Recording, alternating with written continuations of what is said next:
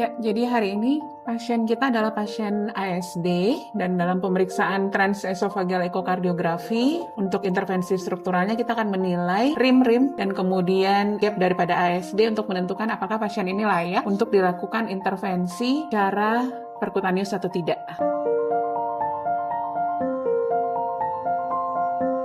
Jadi untuk mengevaluasi ASD secara transesophageal ekokardiografi, kita bisa mulai dari sudut 0 derajat. Kemudian dari sini kita akan menilai tidak hanya device ES gap-nya, bukan device-nya, tapi ES gap-nya, dan kemudian kita akan nilai di sini bagaimana panjang daripada rim-rimnya sufficient apa tidak untuk dilakukan tindakan intervensi secara struktural. Dari pandangan view 0 derajat ini, kita bisa melihat adanya rim posterior, kemudian juga rim anterior, jadi dari mitral ataupun kalau misalnya kita tarik sedikit mungkin akan kelihatan nanti rim aortanya. Yang ini adalah rim posterior, kemudian ini rim anteriornya, dan bias gap-nya sekitar 25 ya. Kemudian kita bisa tambahkan sudut ke short axis view. Di short axis view nanti setinggi dari aorta kita bisa melihat rim aortanya. Jadi rim aortanya sekitar 4 ya. Sudut short axis view nanti kemudian kita bisa pindah ke bicaval view untuk menilai rim superior dan rim inferiornya. Jadi di arah jam 3 rim superior,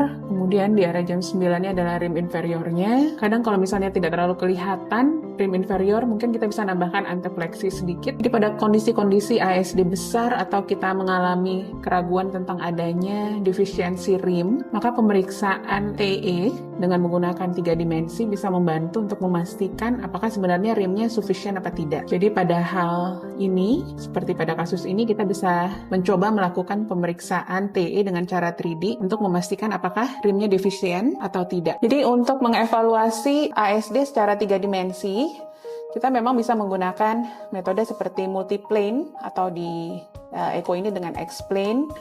Jadi dengan melihat sudutnya, perbandingannya antara 110 derajatnya untuk memastikan apakah memang benar rimnya defisien apa tidak di sini. Di sini memang melihat bahwa inferiornya tipis dan minimal, dan di posteriornya juga minimal di situ. Kemudian berikutnya kita bisa mengevaluasinya dengan cara 3 dimensi. Di dalam evaluasi 3 dimensi, kita mengambil biasanya dari pandangan bicaval view.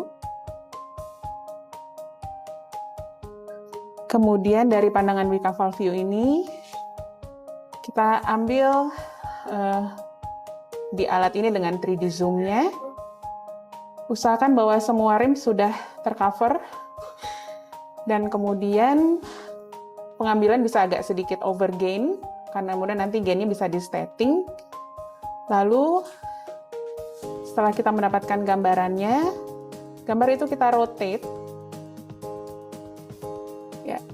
Lalu menghadap dengan SVC di atas, jadi di arah jam 12. Jadi dengan evaluasi seperti ini, maka kita bisa lihat bahwa SVC ini di arah jam 12, IVC itu adalah di jam 6, dan sebelah kanan atau di jam 3 itu adalah rim anterior, dan yang di jam 9 itu adalah rim posterior.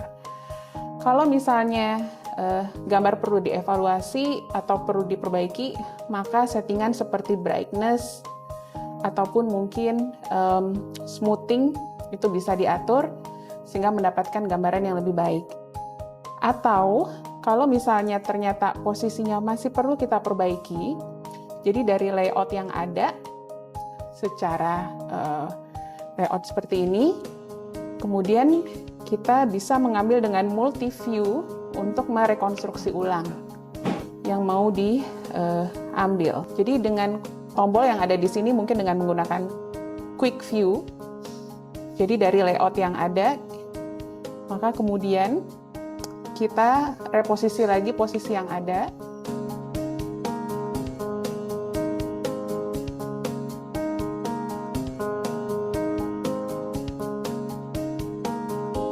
Sehingga nanti bisa dievaluasi lagi gambaran yang ada di situ. Di sini kita bisa dapatkan gambaran 3D-nya. Untuk mengevaluasi ukuran, maka kita bisa menghitung sizing dan kemudian melihat daripada rimnya yang ada tersebut. Jadi kita hitung kembali. Ya, jadi setelah kita bisa mendapatkan gambaran 3 dimensi transesophageal ekokardiografi untuk atrial septal defect ini, kita bisa mengukur ukuran daripada dimensi ASD melalui multiplanar reconstructions, jadi MPR. Pada mesin ekokardiografi dengan sistem Philips ini, caranya itu dengan melakukan evaluasi 3D quantifications.